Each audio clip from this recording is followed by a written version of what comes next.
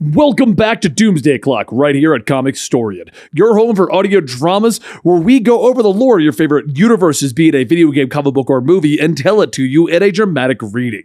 Last time with Doomsday Clock, we covered issues 1 through 3, which explained that the world of the Watchmen is finally coming to an end. To try and save it, Ozymandias has gotten a brand new Rorschach, mime, and marionette and brought them to the DC universe where he is looking for Dr. Manhattan, who has gone missing and is the only man who can save the Watchmen universe. Their first plan was to seek out the two most intelligent individuals in the universe, Lex Luthor and Batman. While Ozymandias started battling against Lex Luthor, he discovered that the comedian was still alive. And when Rorschach went to Batman, well, he ended up in Arkham Asylum. And that brings us to the start of today's issue, issue 4, where it's time to learn a little bit about this new Rorschach's origins and how he's going to get out of prison. I hope you guys enjoy. The cook drops a pile of slop onto Reggie's plate. He stares straight ahead, barely noticing the world around him until the cook yells for him to move. The line of the cafeteria of Arkham shuffles forward, and Reggie with it. Zebra Man brushes against him from behind, offering to protect him, promising to treat him very gently. "I protect my property," he promises. Reggie looks into the man's eyes, his mind flashing back to his childhood, his own world. He's a boy, sitting on the floor as the news discusses the dark turn the world is taking. His parents talk behind him, talking about the future, the world that they live in. His father is a therapist, waiting for his big break, waiting for his time to write a book. Now he's back in Arkham, the guards dragging him down the hallway, screaming, blood dripping from his mouth as he spits out a chunk of Zebra Man's flesh onto the floor. Now he's back in college, talking to his mother on the phone while the people protest the war and Dr. Manhattan's involvement behind them. "Why didn't you tell me, Mom?" he asks, having seen a report of his father beginning to work with the recently captured Rorschach.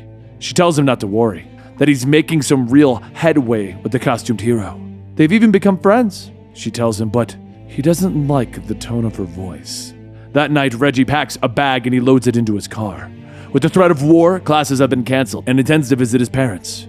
He listens to the radio as he's stuck in traffic in the city, when suddenly there is a bright light and a buzzing noise fills his brain.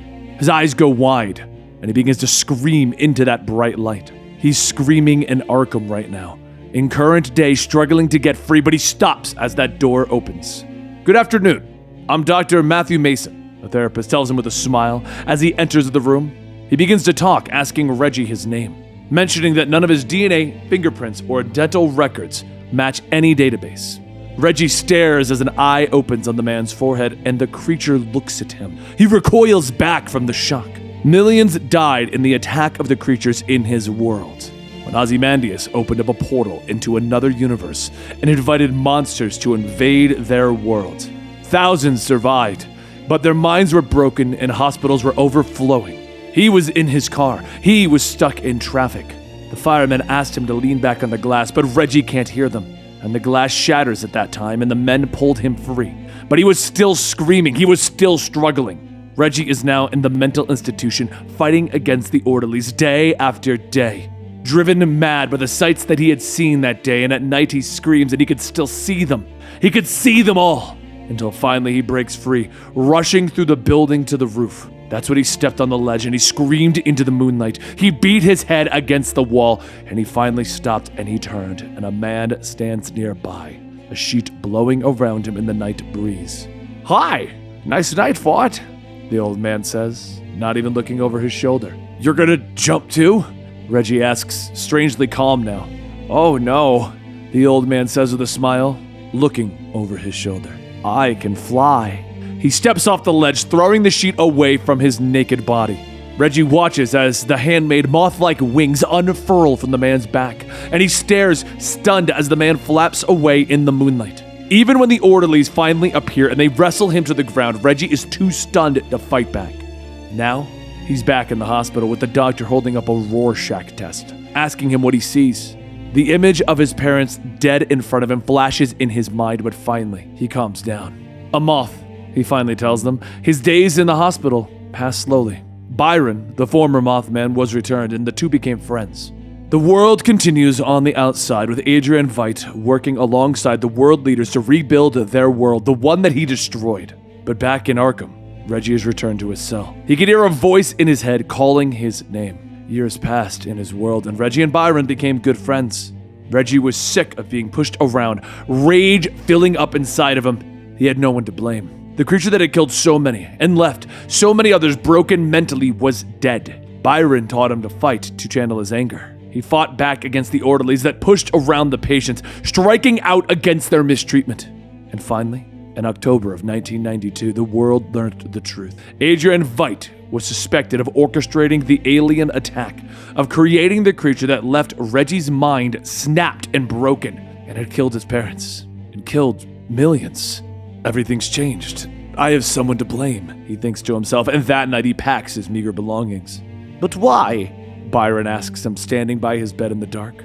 I stay and I get shipped off to a government psych center, while the rest of the world gets their hands on Veidt, Reggie hisses. What if he didn't do it?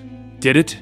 Anyone can see it, Reggie answers angrily. And that night they set the laundry on fire and they sound the alarm, with everyone rushing in. Reggie and Byron escape into the woods, the hospital burning down around them. But Byron stops, turning back to stare at the glow of the fire.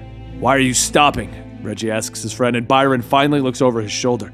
It's been calling me, he says, pulling off his jacket to reveal the moth wings again. He walks forward, ignoring Reggie's cries for his friend, and Reggie watches as Byron disappears into the flames, a moth drawn to the light. Later, Reggie would find the map that Byron had left him, the letter telling him where to find Adrian Veidt's secret lair, the mask once having belonged to Rorschach, and Reggie would push through the Arctic, his journey long and anguished. The last night of his journey, he drew out the mask, pulling it on over his head. He became Rorschach. He pushed onward in the blinding snow, finally entering the secret lair of the man who had killed his parents. He stepped through that building, crossing through the great chambers, passing rows of computer screens, and he entered a medical room with his prey sitting nearby, head in his hands. Rorschach moves slowly, drawing a scalpel from one of the trays and stalking forward. If you're here to kill me, I might thank you if you make it quick, whoever you are. Adrian turns, staring at the man. You're obviously not Kovacs, he tells him. As surprised as I am that you are dressed like him, I know why you're here. Because of what I did. The mistake that I made, Adrian tells him. Mistake? You killed my parents, Reggie tells him, beginning to slam his fist into the side of his own head. Screeching of creature, ruptured eardrums. A child's body burst open like a balloon full of spaghetti sauce. He roars in anger, lashing out, slamming Adrian against the wall. He presses the scalpel to the man's throat, drawing a bead of blood. Then do it! Make the world cheer in celebration, Rorschach, Adrian tells him, a tear forming in his eyes. I wanted the world to see a monster, but I am the monster. What have I done? He opens his eyes, staring into Rorschach's face. I'm sorry. I saw the light. The words make Reggie pause, and he thinks of Byron, and he drops Adrian Veidt. They both sink to the floor. Back in his cell at Arkham, in the current day, Reggie hears a voice. This time he looks up and he sees a blonde woman standing at his cell door. I'm Jane Doe. I've been in your mind for a few days and whoa, what a busy place. We need to get you out of here before it's too late. I won't be around much longer. She smiles at him, light seeping through the door. She opens the cell and Reggie holds out his hand. Who are you? A friend. The doctors look at the man's x-rays, showing no signs of any distress in Adrian's brain. This man was lucky. He fell 20 stories and all he ended up with was a fractured rib and a pulmonary contusion. Other than that, he's perfectly fine. The doctors leave the room, leaving only the police to stand outside. The drugs he was given should keep the man out for hours. But as the door closes, Adrian Veidt opens up his eyes. He sits up, gritting his teeth in pain, and he tries to move, but his hand is cuffed. Outside, the two officers react as quickly as they hear the beep of Adrian flatlining within. They rush inside and they find the man lying quietly in bed. Forget it. You can downgrade the 5 alarm, one officer states, reaching for the fallen sensor. His sensors came loose, that's all. Yes, I pulled them loose to bring you back in here, Adrian tells him, his voice startling them as he holds up the unlocked handcuffs. So I could get the keys to my cuff. Now please, sir, take off your uniform. The officers reach for their guns, anger flashing in their eyes, and moments later, Adrian enters the parking garage dressed in the officer's uniform, with his gun pressed into the back of his partner. They come up behind several other officers and an animal control worker who wonders at the sight of Babastis. My uniform and my cat, he tells him, pointing his weapon at their backs. I'd like them both back. Minutes later, Babastis meows as Adrian points the van out of the parking garage and rumbles down the road. Elsewhere in the city, Rorschach and his new friend have broken into a used clothing store. "I can't wear real leather. It's outlawed where I come from," Jane Doe yells. "Where do you come from?" Rorschach asks, pulling his belongings from Arkham's evidence bag. "Never mind, it's fake," she says, ignoring him and pulling on her jacket. "Don't even know your name." "Not important, but you can call me Saturn Girl." Saturn reaches into her own bag, pulling free a gold ring with an L and a star engraved on it. "Need to find Manhattan," Rorschach tells her as the two step into the night air. "Any ideas?" "Oh yes, we need to find a great light," Saturn Girl tells him. Meanwhile, over in a retirement home, the orderlies open up the door to Johnny Thunder's room, but the old man is gone. A Nathaniel Dusk movie plays in the background as the men investigate the sheets that were tied to the bedpost to allow the elderly man to climb out the window. A newspaper laying next to the bed tells of a mysterious green fire that spread within an old steel mill. Across town, Mr. Thunder stares out the bus window into the rainy night as he heads towards Pittsburgh. And back at the crash site of Night Owl's old ship, Adrian slides open the door, holding Bubastis in his hands. "Yes, they're gone," he answers. He notes, answering his pet's inquisitive meow. "You must be Adrian Veidt." A voice calls in the shadows, and Adrian turns to find Batman sitting in the pilot's seat with Rorschach's journal in his hands. "I've read all about you," he tells him, holding up the leather-bound journal. Lights flash outside, and Batman stares out the viewport, seeing the police cruisers grow closer. "What do you want with my world?" he asks. "I don't want any trouble, but it seems that's all you have to offer," Adrian notes, taking his seat at the aircraft controls.